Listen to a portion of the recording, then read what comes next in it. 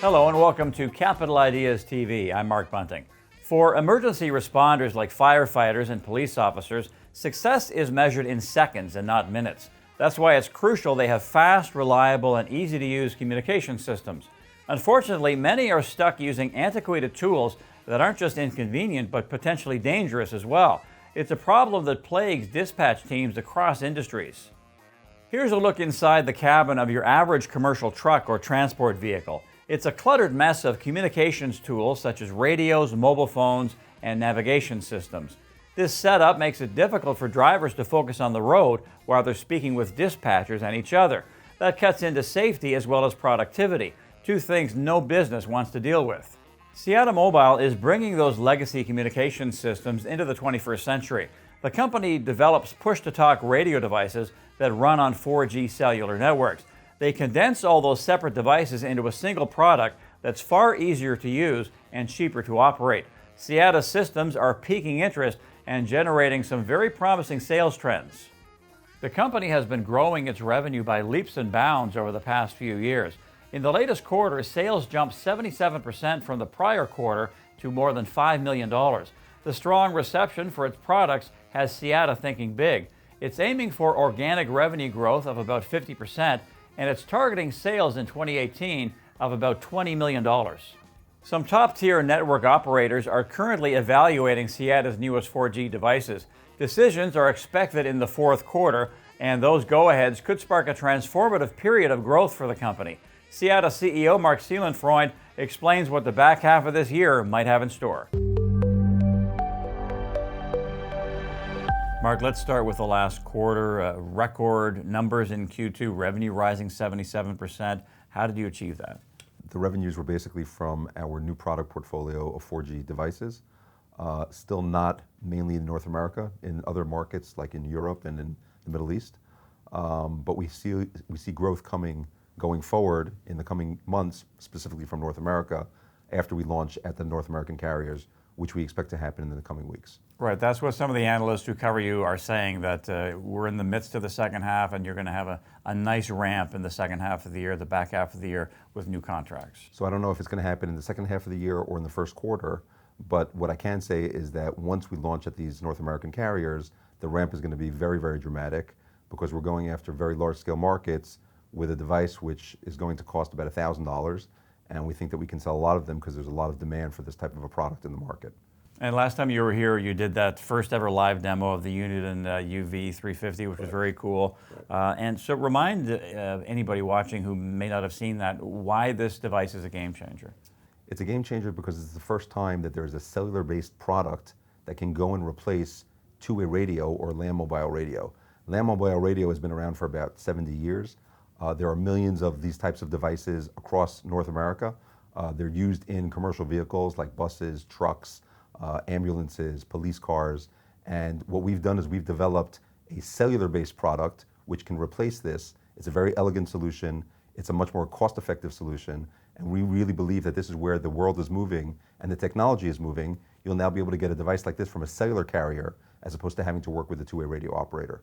Speaking of those cellular carriers, you've sort of hinted around the margins that these are names people would know, right, household names in Canada and the US. So how close are you to being able to announce that, yes, we have these deals? Right. We feel that we're a few weeks out to being able to launch in Canada and a few months out to being able to launch in the United States. But as you said, we're going to be launching with marquee names in the cellular industry, multi-billion-dollar companies that are in this industry and that are really household names, like you said. And we think that it's going to be very dramatic because they are going to partner with us in selling our products to their customers. So we think that that's going to be very dramatic for Siyata. You touched on the first responders market. How important is that, and how much of a nice match is that for your device in the first responders market? Right. So first responders in North America, whether it's RCMPs or police cars or ambulances, they're all using land mobile radio devices. That's the way that their dispatch speaks to a fleet of police cars, for example. We believe that, as I said, the world is moving away from land mobile radio and to what is called push-to-talk over cellular. And we think that, well, we know that we're the only company that actually makes a device that is cellular-based. And therefore, I think that the first responders market is going to be also a very important market for us.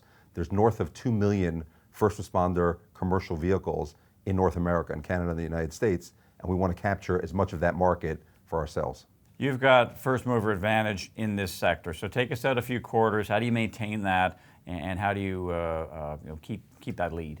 From the conversations that we've had with the major carriers in North America, I can tell you that there are no other companies that have anything similar to our product. So as you said, we're going to be the first one in the market, the first one to make this new market come together.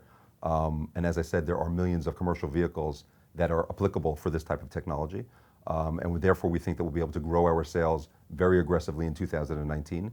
Our goal is to be north of 50% growth. And just to give you an idea of the size of the market, so like I said, there's over 12 million commercial vehicles and over 2 million first responder vehicles. If we sold 20,000 units, only 20,000 units next year in 2019, that would double our sales. That would take us to north of $35 or $40 million in sales. So that's going to be very, very dramatic for the company. And these are things that I think are very achievable for Siyata, and I think that it's going to be very exciting for the investment community. And is Siyata in a position whereby you don't need to raise money, that you're nicely set up and nicely cashed up, and you have these coming contracts that you're set financially? So we have very healthy working capital right now. And what's nice about the customers that we're going to be working with is that because they're cellular providers, they're very bankable customers, which means that we can finance them, we can factor them. We're not just selling on consignment to a retail store, we're really selling to cellular operators. And therefore we think that we'll be able to finance that growth with commercial banks and not necessarily having to go out and raise money from the capital markets. Lastly, Marc, last time we talked, and we're looking at the stock here, you were expressing a bit of frustration that the market wasn't quite getting the story and that there was so much distraction and money going into the cannabis sector. We're still kind of in that phase right now because, again, it's, cannabis is in another big wave. But your stock's been doing better, and you've been making the rounds. So what would you say now about the market's view of the company? So still the market is putting, in my opinion, too much money into cannabis and not enough money into companies like Siyata that have a real business and are growing. But I think that the market is soon going to wake up in a very big way to our story simply because it's going to be very high profile. We'll be working with leading cellular operators in North America. Our sales are going to grow dramatically over the coming years. So I think that that's going to be a very interesting opportunity for investors to get involved. So what do you think investors will say when they see those news releases with Company X and another big company, these big carriers, and with this seemingly smallish company on the venture? So we think that it's going to be very dramatic simply because you'll have a little 50-cent TSX company working with these, when I say multi-billion, these are hundreds of billions of dollars companies, both in the United States and in Canada. We think that'll be very dramatic and will really raise the level of presence that we have on the TSX. And we think that investors will definitely take notice of the company.